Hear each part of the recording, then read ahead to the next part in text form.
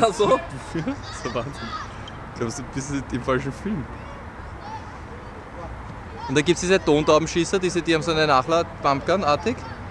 Und der schmeißt sich, ich meine, das ist wirklich unglaublich, das ist eine eigene Disziplin, das ist zumindest ein Fun-Tontaubenschießen.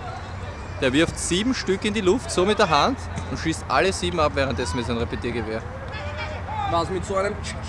Naja, keine Winchester. Winchester. Naja, er ladet vorne, glaube ich, wie eine Pumpgun eher. Das ist schön durchlassen. Oh, schöner Trick. Ah, das war ein Pass zu viel.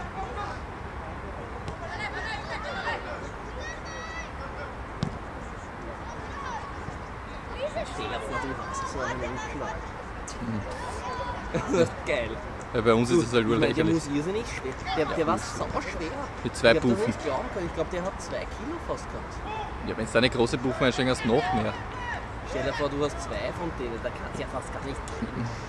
Das schlagt die ganze Zeit her. Na, die hast du eh da.